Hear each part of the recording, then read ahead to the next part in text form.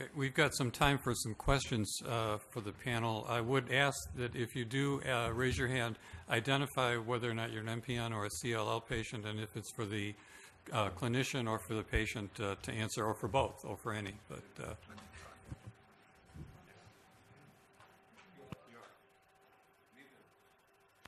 neither MPN, neither CLLs. I'm CML patient. Yeah, well, I have to argue with you about the good disease, because I think every CML patient gets the news that he's the best disease. We call CML the Cadillac of cancers. Okay, so my question is actually to Dr. Haifa and to Brian. And we know that actually both diseases can be, MPN and CLL can be looked as a chronic disease, that you live with it for many years. We know how compliance becomes an issue when you live with a chronic disease. And I wanted to ask you, when patients go to wait and watch, do you see patients who are not compliant to the monitoring, that they disappear for a long time, not coming to do the tests that they are supposed to do, and feeling that if they are not treated, so maybe they don't need to do all the tests that they are requested? Do you have that issue? Yes, sometimes, especially in very young males. I will really stress males, because you said CML and the Cadillac, and it makes, and when you feel good, and you tell your patient you're going to have a almost normal life expectancy. We always see this, especially in the very young guys. I really have a problem with them sometimes, because they just disappear. But the greatest majority, and I think the patients might give me right or not, is on the contrary. Sometimes, patients are very stable. And I have especially MPN patients, and I try then, in the beginning to make it, it gives a good feeling of reassurance to see a good blood picture. I always check, the spleen to look at the blasts and stuff like that. And patients tell me, even if they don't need it, they need sometimes a visit extra. And sometimes, you negotiate, well, we make it 4 months. No, we make it 3, The majority of patients feel good just to get a reassurance that they are good. This is my impression in the majority of patients. Although they know they are good, although they are very educated, still, I think, yeah. Maybe I just wanted to say something. You said it is very important to have my quality of life after the diagnosis, exactly like before the diagnosis. I just want to make a comment. The time we make the diagnosis is not, in the majority of patients, the time where the disease happened. It is in many patients really the matter of the psychology and the head that is taking control. The moment you know that you have a cancer, you stop thinking. And I always argue with patients. We know BCR-ABL, usually we know very nice data. I have the mutation, a median of 8 years until I start to get the blood and I make the diagnosis. The same is true for PV and ED patients. But, the moment you know the diagnosis, the disease. So I always tell the patient, the difference from yesterday and tomorrow and today is just that you know it. This is the only difference. And your brain needs time to just accept this fact, and then your quality of life in many of patients will be the same, but it takes time. And you have to make all the things that make you feel good. There are not randomized trials, yoga, we have discussed that. But I always tell patients, we don't have randomized data. You don't need randomized data for everything. And I think we are so individual, and I think, and this is my opinion in watch and wait, I always say we need time to accept this and then do things that you feel they do you good. And I think, as you said, praying, complementary medicine, whatever really, unless you don't do harm things. And I think it is time, and then we cope, because I always say aging. We all live with aging and don't worry about aging and dying. We don't worry about car accidents, going into the car. I always tell them, statistically, the likelihood that you die when you go into the car is much, much higher than you die from your ET or PV. And you never think about that when you open the door of the car. So it is mainly the head, in many, many cases, that is controlling us, and not the biology of the disease itself. It's exactly what I said. And what I said, that it's a part of the personality of the patient.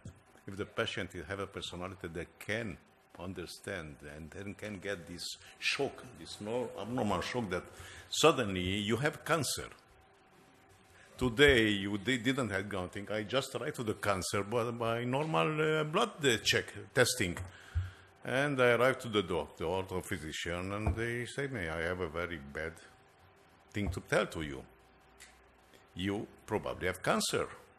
So the next thing I have to take to make test on marrow, bone marrow. In the same day, I fly from the work to other place. After the bone marrow, I work. So everything, it's a question of personality.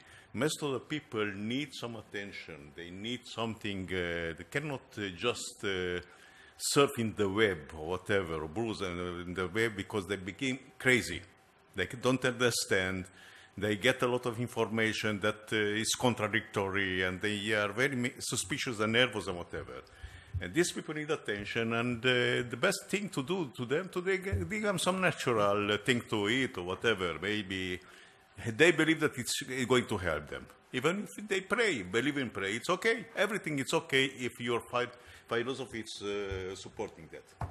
That's what I believe. Yeah. Thank you, Bobby. Lady at the very back of the corner first. Cheryl Petrick from the Steering Committee and Canadian MPN Network. I guess that's a good segue into what you're just talking about for a question that I have.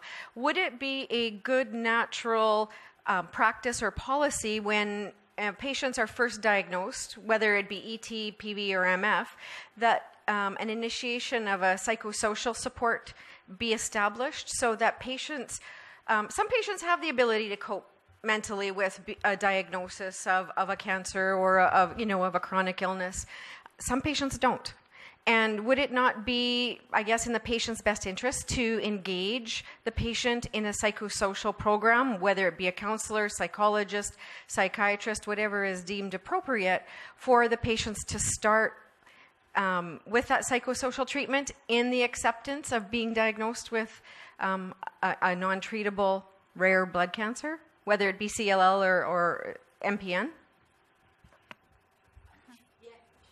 In Germany, we are actually obliged, per Oncocert, the German Society for Cancer, is, one of the criteria of quality is that every patient with a newly diagnosed cancer, whatever, has to be offered a psychological support. I think this is not bad because, this is the patient's decision at the end of the day, but I think it's very important for patients to get this offered, and we do this indeed. And I applaud Germany for that, but I know that is not consistent across the world. I know that is not consistent. Because there are data.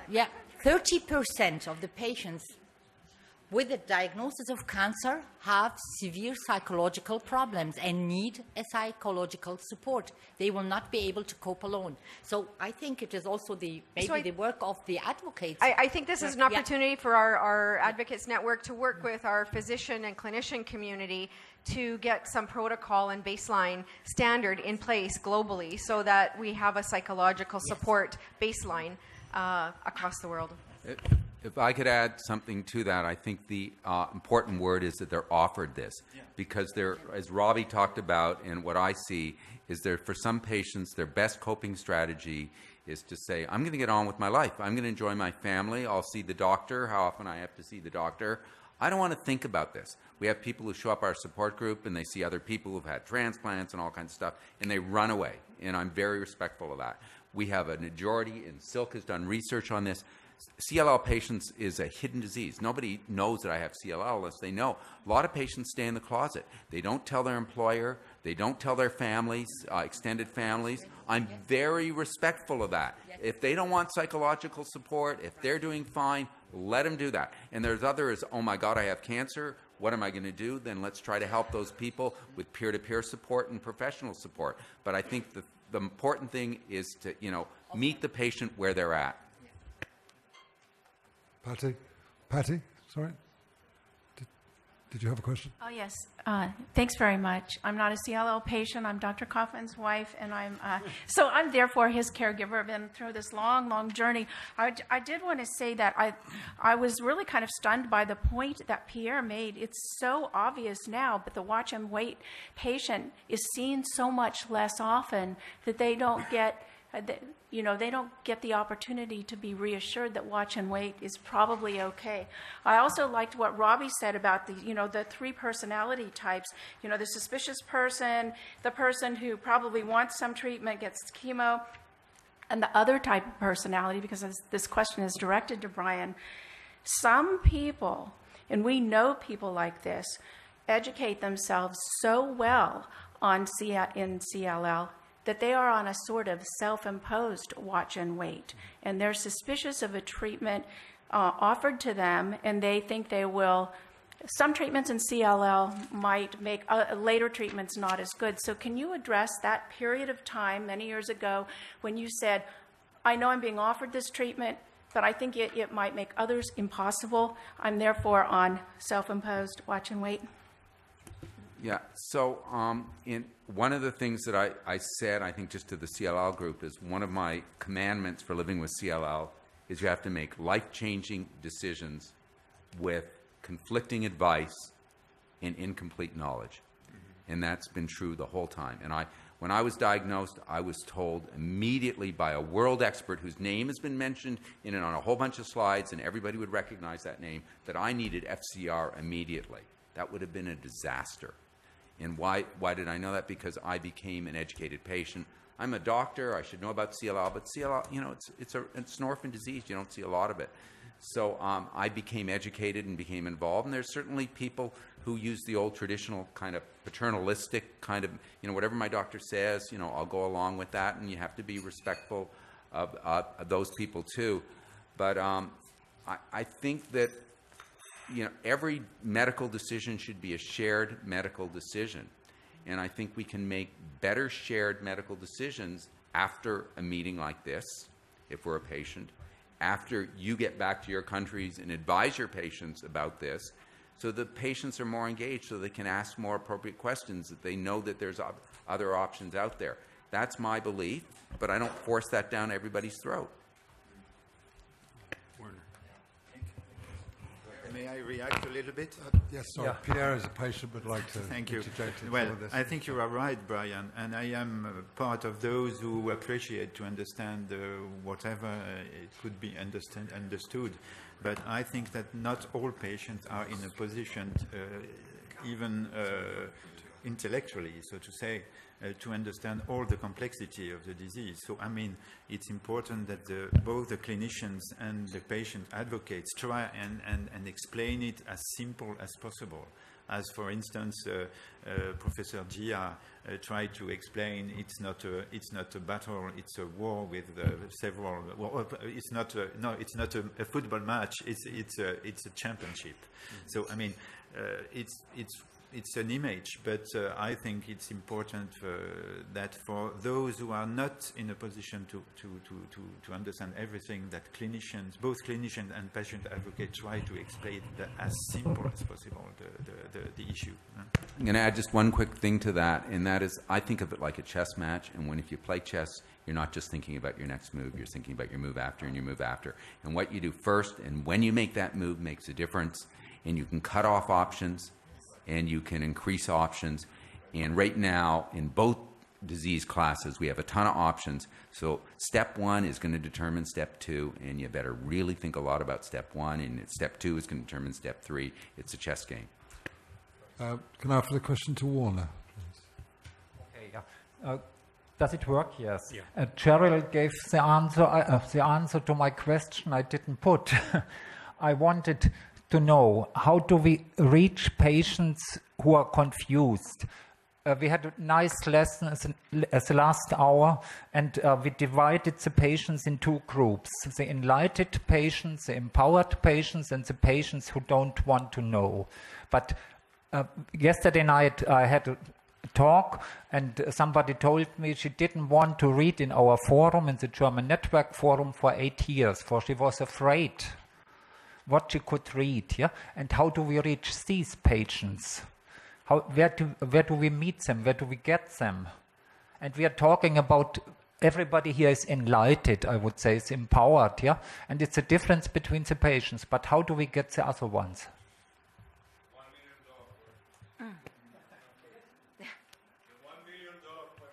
Yeah. Just what can I add to this question? It's very important. The patient organization know.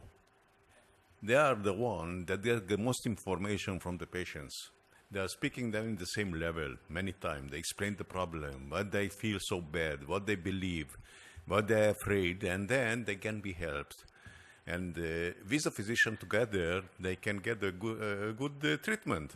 As I say, the part of the treatment can be just to take natural ingredients. I don't know what, but it can be of help. But these people need desperately help. The one that are cultured, what I say, they know exactly, reading everything. They put the question to the doctor, to the physician themselves, ask. I have discussion with the physician every time that I see something that is interesting and getting information, and that's all. But the second group need a lot of help. And this is the part of our organization. Also, this meeting is like the kind of such help, because what you provide here arrives to everyone after that. Here we have the representative of the groups for each country, and the aim of these representatives to go out and to provide the information to the people inside, out, that cannot arrive. They cannot understand. Okay. Maybe just one point. Nurses. We are forgetting nurses. They can play a very, very big role, because sometimes patients speak to nurses more often than to the doctors, and the education of nurses is really very, very important about the disease, about the network, about the organization, because she might be, or he might be, the connection between patients and organizations. Michael? Can you hear me okay? Yeah, Michael Rinn here, CLL Ireland and also steering committee member of CLAN. Your point about the nurses, I have my hand up loads of times to try and make that point, and you made it, but the reason I want to make it is that talking with nurses back in Ireland, one nurse had a very, very fantastic suggestion that what she would love to see in the main hospitals is that one day a month is allocated to CLL patients that are in watch and wait. They don't need treatment, but because they're worried that they can just drop into the hospital and speak to the nurse, tell them the difficulties that they have. And if the nurse sees anything that maybe needs treatment, they can maybe get the doctor. But if the patient knew they could go somewhere once a month into a hospital, see a nurse, and also patients get support from other patients, if they get to meet other patients, because back in Ireland, I listened at the door when we had our information day, and the patients that were all coming down the stairs and coming down, I heard so many of them say, I never met another CLL patient. And that's all they want, and watch and wait. So that's a good point about the nurses. Okay. I am a multiple myeloma survivor for the last 18 years. My organization represents all blood-related cancers in Barbados. My question is, or maybe it's not a question, so just a thing. When you have a patient come to you and says, look, my doctor doesn't want to treat me, this is a watch and wait program, and he's waiting until my cancer gets out of hand before he treats me, I will seek other treatment, which of course they're going to do alternative measures or something like that. I mean, it is very hard to reassure these patients, but we try our very best to let them know what watch and wait really means, and it is to their benefit in a sense rather than things. So is there any further elaboration that you could give to me so that I could take back to Barbados on this idea where the patient is literally saying, my doctor wants to kill me because he's waiting until my cancer gets out of hand before he starts treatment. And this is not just, these are educated people. So we're not dealing with persons that doesn't have education. And it is very hard sometimes to go through the whole process. So I just want you to just give me some idea as how to approach this. We do our best. Sometimes we talk them out of the whole thing, but yet some of them will go on and get alternate treatment, which may not be to their benefit anyway. One tip that works well in especially very anxious, educated people, I always try to arrange a meeting with another patient who has much longer the diagnosis and who is intellectually similar to the patient. I really call then the patients, ask for permission and exchange. I do this from time to time, especially in such a situation. And my experience is that it helps. It really helps because, he will not listen from you or me, but this is a patient who has the same disease. I'll try to have the same similar disease, a similar background. It really helps a lot. Okay, thank you. We've tried that. And I would just emphasize, we've had virtual online meetings, patients in isolated communities where they met online using like a Zoom or Skype format and cried because they've never met another CLL patient. And have somebody sitting there who's 17 years out and looks great and is doing fabulous. There's nothing a doctor can say, there's nothing an advocate can say, but what that patient says by just being there and being healthy 17 years out just gives such a beautiful message to the patient.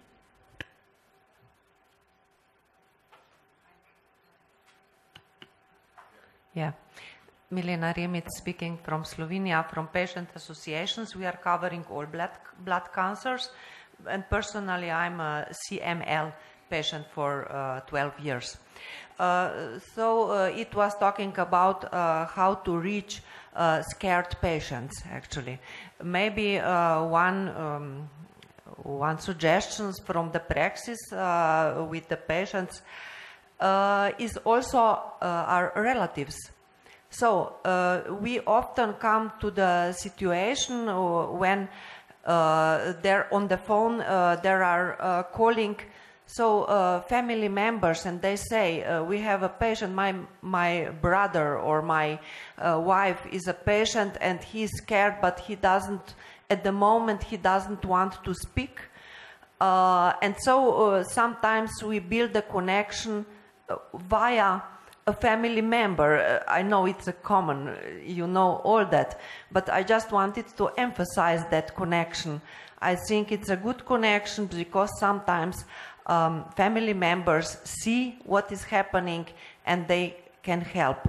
So maybe it is a good point for patient organizations that we somehow advertise that we are open not only for patients but very much to family members.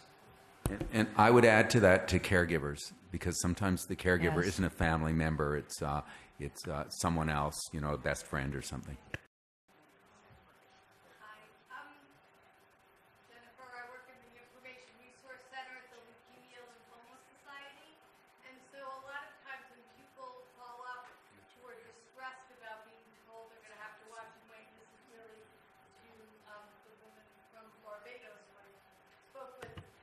Spoke with earlier.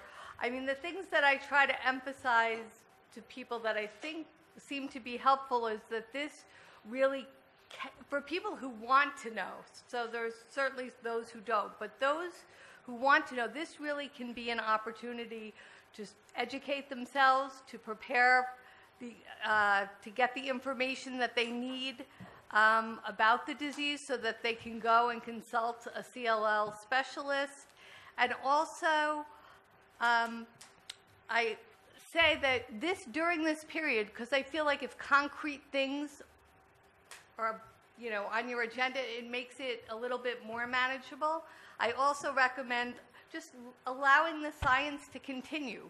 There's so much that's going on in the world from the studies and the new information that's coming out.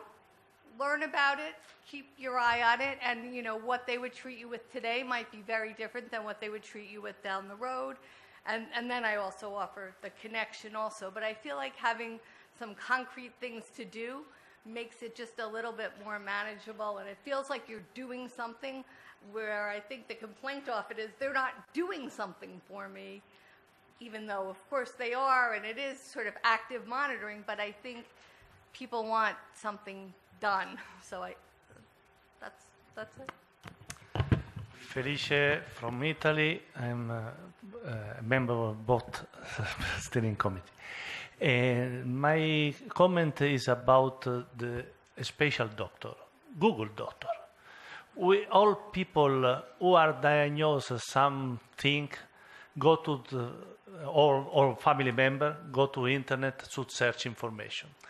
Then it's strategic for us to put in the internet the right information, certified information, because the first font of the source of the people look for their disease is internet, Google especially.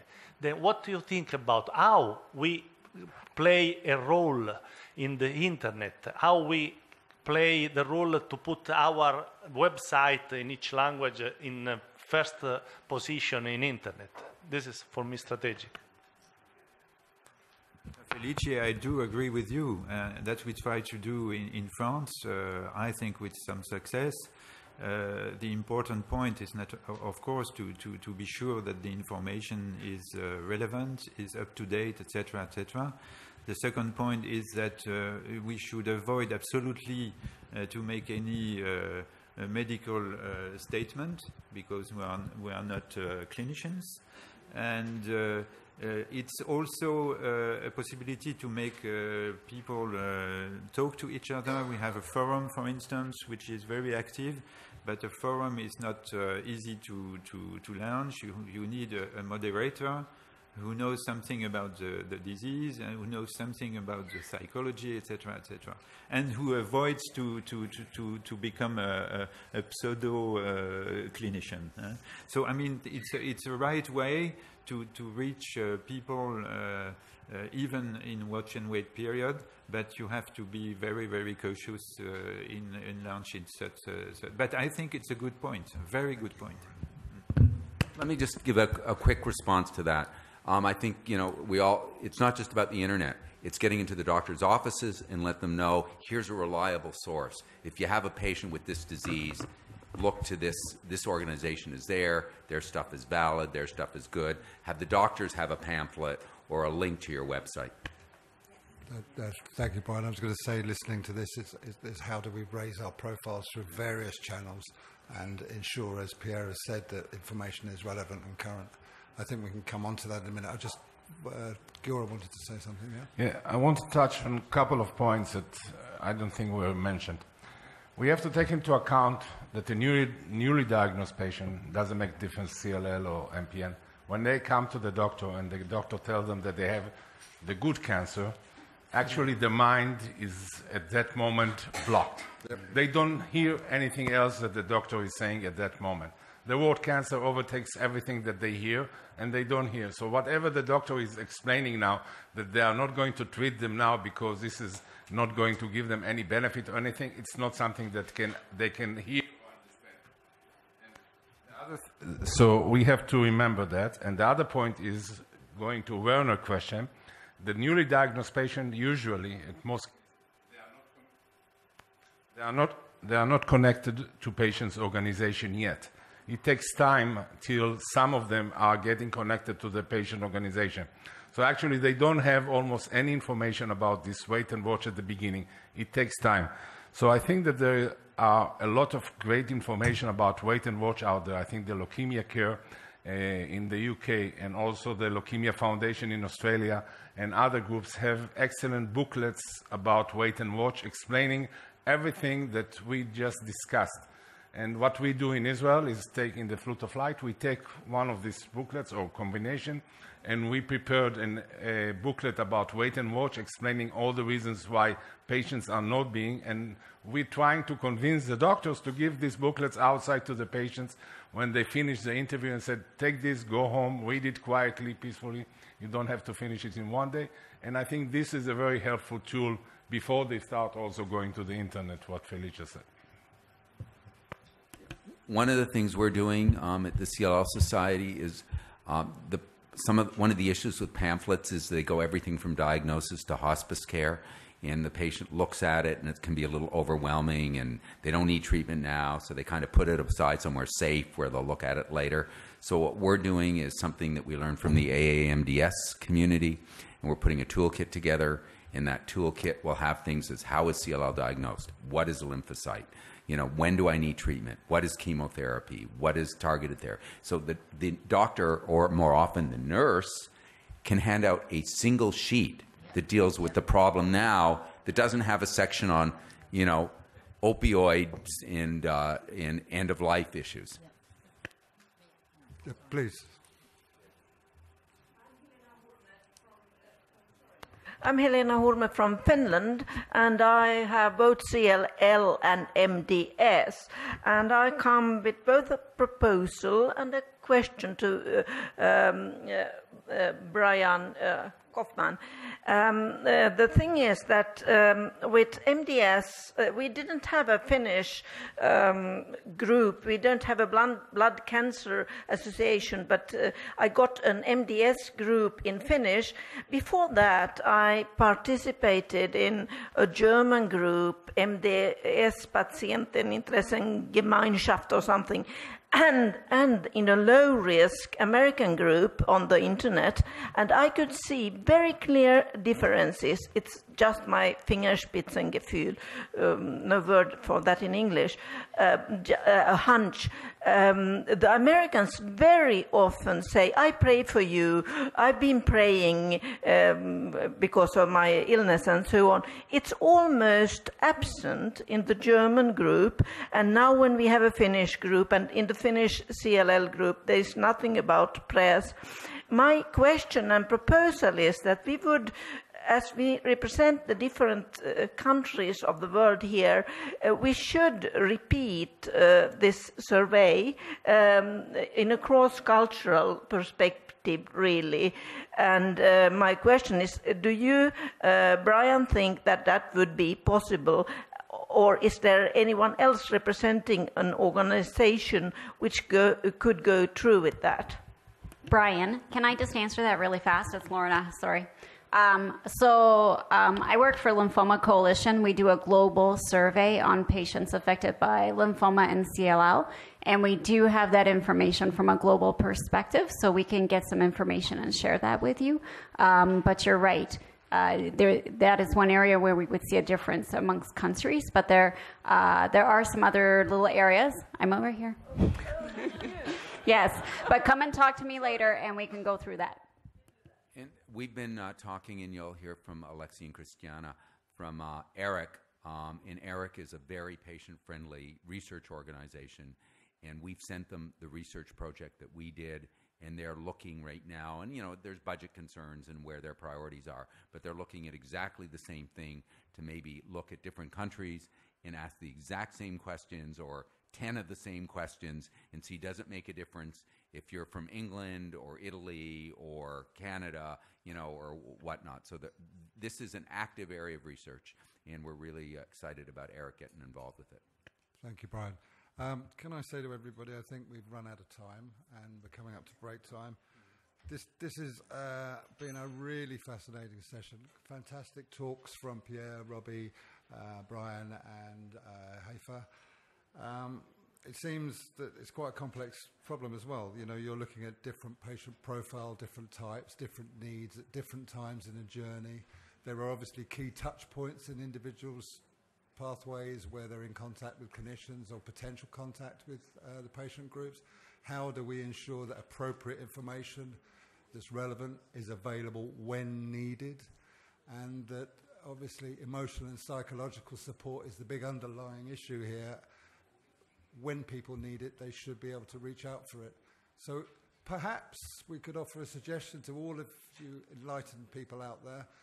Could you write something down and offer a suggestion as to where you feel that as an organisation, as two organisations, we could get together and have a look at this in collaboration with some of the partners that are in here to look at toolkits, and we could actually use this as a form of a survey. So please be participative and offer up some suggestions. On that note, I'd like to hand over to Bill to wind things up. Yeah, this is the end of today's presentations, but it's not the end of today. We've got dinner at 7 o'clock just to be outside in the lobby on the first floor. First floor, yeah. In front of the restaurant at 7 o'clock. You've got a couple of hours to relax, and see you then. Thank you. Thank you.